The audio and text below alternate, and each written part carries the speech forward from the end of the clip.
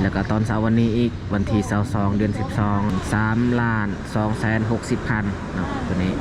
ถึงว่ามันแพงก็ตามถ้าว่ามันหายเฮาก็บ่ว่าหยังดอกออกไปอีโก้ก่อนมีสัน2กับทักทายสบายดีพ่อแม่พี่น้องเบิดสู่คู่สู่คนสำหรับวันนี้ก็เป็นตอนเช้ามือใหม่คอยมานั่งกินข้าวเช้าอยู่ห้านที่เขากินมื้อวานนี้แหละเขานอนอยู่ห้องมอคืนนึงโอ้ยเสียเงินร้ายพี่น้องเอ้ยตอนเช้านี้เขาก็เจาะเลือดเพื่อปวดอันนั้นมักไอ้ลังเพราะว่าเจ็บแอลนี่บ่เศร้าเลยทุกคนเลยได้เป็นเดือนปลาย2 เดือนเจ็บแอลแล้วสำหรับเรื่องคลิปที่คอยปล่อยมือวานนี้นี่คอยก็ต้องขอโทษขออภัยเนาะ FC หมดทุกคนที่เข้าใจผิดก็เนื่องจากว่าคอยก็แบบมึนๆเมาๆนะทุกคนเลยอีกอย่างก็ขี่รถไกลแน่เนาะก็เลยพิมพ์ผิดเนาะพิมพ์ว่าไปอันหาเมียไปหับเมียความจริงนี่คอยสิพิมพ์ว่าเข้าเมืองใหญ่ไปหับคลองไม่เนาะแต่ว่าเขาพิมพ์ผิดจังใดก็ต้องขอโทษขออภัยหลายๆเนาะแล้วสำหรับเครื่องที่ FC ฝากมาให้ก็ขอยังบ่ทันไปเอายังอยู่ไปสนีเซกองนี่แหละกลับมาจากการเป็นปัวจึงคอยอันนั้นแวะไปเอาแล้วก็กลับบ้านเฮาเลยเนาะคันเฮาเอาก้อนนี่บ่มีบอลไวอีกเนี่ยนั่นต้องไปบอลไกลๆก่อนลงปากเซก่อนเมื่อกลับจากปากเซจึงกลับไปเอาแล้วคอยกลับบ้านเฮาตอนนี้ก็ยังอยู่ปากเซนี่แหละยังอยู่ปากเซบ่ฮู้ว่าอันนั้นอาการของเฮามันสิดีหรือบ่เนาะตัวเจ็บแอลนี่แหละบ่ดีจะหน่อยกลับมาแต่กินข้าวก็มาสักยาอีกตอนเช้าวันนี้นี่เฮาจ่ายไปแล้วเลย3 ล้าน2 แสนกีบแล้วบ่ไหวแล้วนี่เอ้ยเงินเบิดเลยบัดนี้โอ้ยกลัวแต่ตัวเองเลยนี่ยานบาในโตเฮานี่เต็มแต่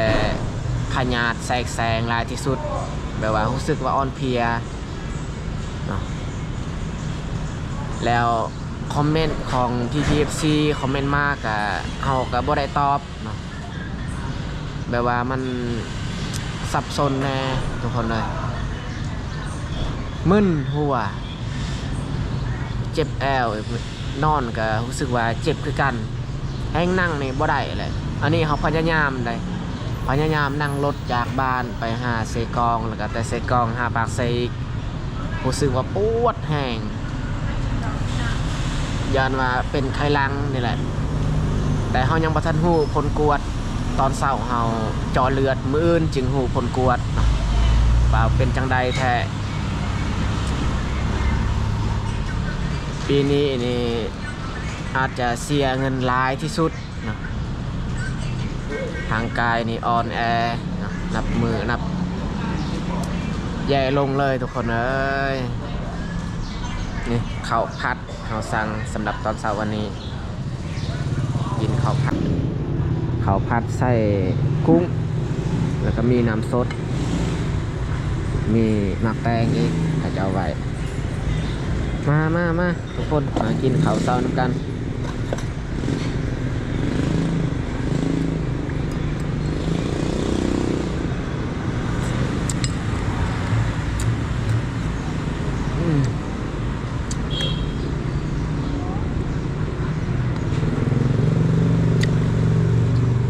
จานหนึ่ง40,000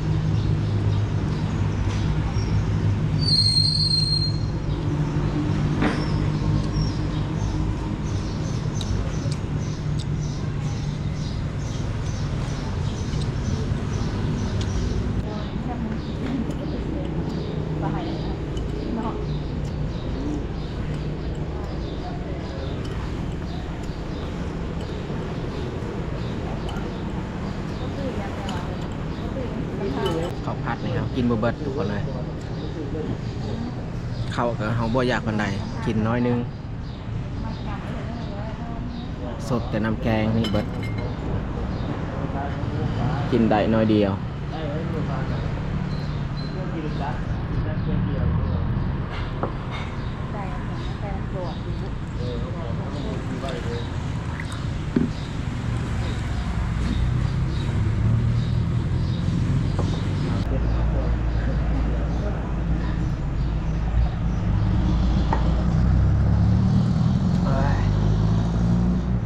แต่สิเอาเงินให้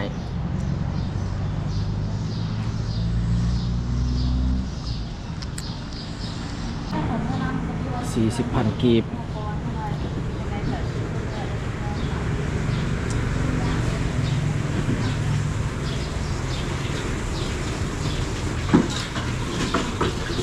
เอาไหมครับ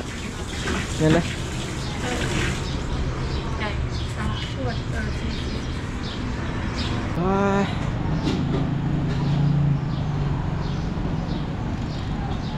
ยามเช้านี่รถออกลายขนาดอยู่คิวรถ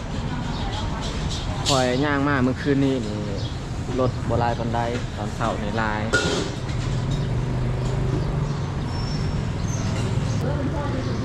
เขาจะให้ทุกคนเบิ่งการใส่ใจค่าเป็นปัวอยู่นี้เบิ่งแบบแจ้งๆซะ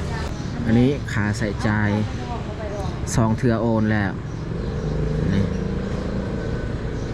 มือวานนี้นี่คอยโอน2,770,000 กีบแล้วก็ตอนเช้าวันนี้อีกวันที่22 เดือน 12อันนี้เวลา8 โมงเนาะหรือว่า7 โมง 44 นาทีแมน3,260,000เนาะตัวนี้มืออื่นมือฮืออีกบางทีนี่เฮาสิซักประมาณ 2-3 มื้อนี่แหละเพิ่นกำหนด5 มื้อแต่บ่ไหวเงินเฮาบ่พออีกอันนี้ค่ากวดนี่มันเฮาทอนจากตู้แล้วก็เฮาไปจ่ายเงินสดให้เพิ่นเนาะโตมันขึ้น3 ล้านนี่มันพร้อมถึงค่ากวดอีกเพราะว่าเพิ่นเจาะเลือดเพิ่นสิกวดเลือดเฮาปกติของยานี่มัน2,770,000นี่แหละปกติคนอยู่ห้องมอหันเขาก็ว่าเฮาเนี่ยได้เงินแต่ไซเนาะมารักษาโตอยู่นี่เพราะว่าอยู่นี่ก็เป็นบ่อนที่เขาใส่ใจค่อนข้างแพงเนาะเฮาก็อยากมารักษาบ่อนดีๆและอยากให้มันดีมันหายถึงว่ามันแพงก็ตามถ้าว่ามันหายเฮาก็บ่ว่าหยังดอกเงินเบิดก็เฮาบ่เสียดายถ้าว่าร่างกายของเฮาดีถึงว่ามีเงินหลายถ้าว่าร่างกายเฮาบ่ดียังเจ็บยังเป็นก็บ่มีความหมายเนาะเงินเบิดก็ยาเพียงแต่ว่าร่างกายเฮาหายดีก็เฮามีแห้งเนาะ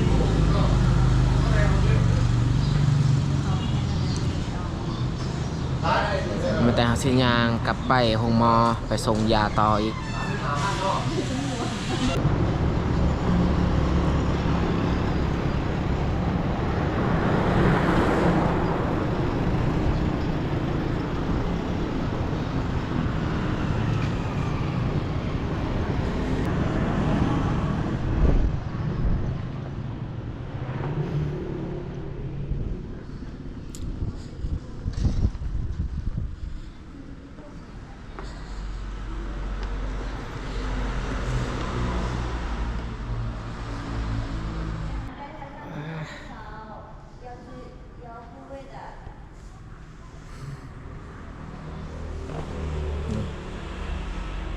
เตียงก็มีลายอยู่เตียงบาง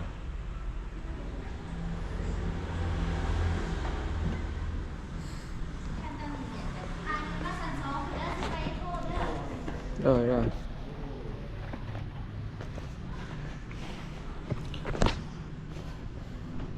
ออกไปอีโก้ก่อนมีสัน2